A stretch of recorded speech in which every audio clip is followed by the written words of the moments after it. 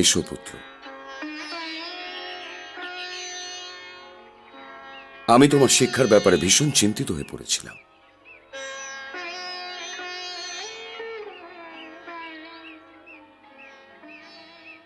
এই যুবকটিকে আচার্য ওকে নিজের কাছে এমন ভাবে জড়িয়ে রেখেছেন যেমন পিতাশ্রী আপনাকে নিয়ে থাকেন। হোক না হোক এ আচার্যরই পুত্র।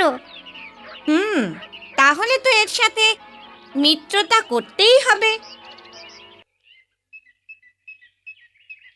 তুমি নিশ্চয়ই কিছু জানো কৃপি।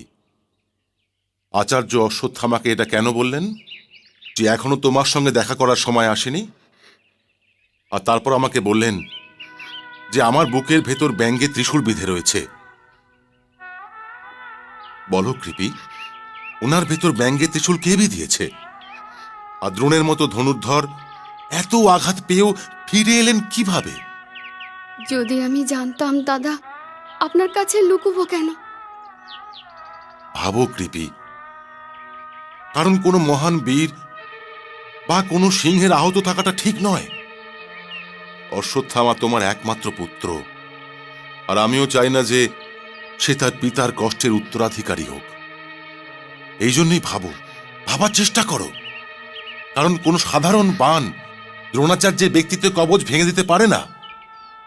ওনার কষ্টের পুরো রহস্য তো আমি জানি না, কিন্তু এটুকু জানি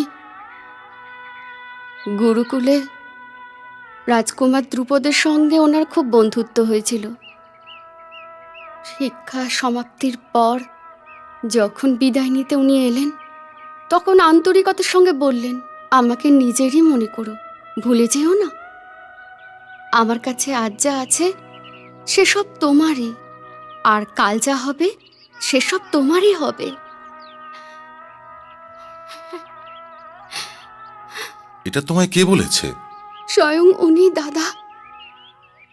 এমন হয়েছিল যে অশ্বত্থামা ৩-৪ বৎসরের হয়ে গিয়েছিল। দুধের জন্য জেদ করছিল, ঘরে দুধ ছিল না। এ কথা উনি নিজেও জানতেন। একদিন যখন উনি চিন্তিত ছিলেন, তখন আমি ওনার পাশে গিয়ে বসলাম।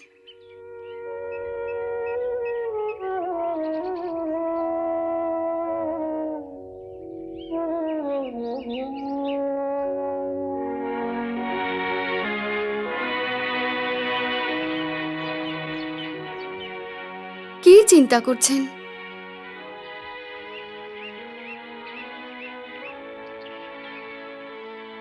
আমি ভাবছিলাম যে তুমি তো অর্ধাহারেই জীবনটা কাটিয়ে দিলে, তাহলে কি এই জীবনটাই আমরা আমাদের ছেলেকেও দেব?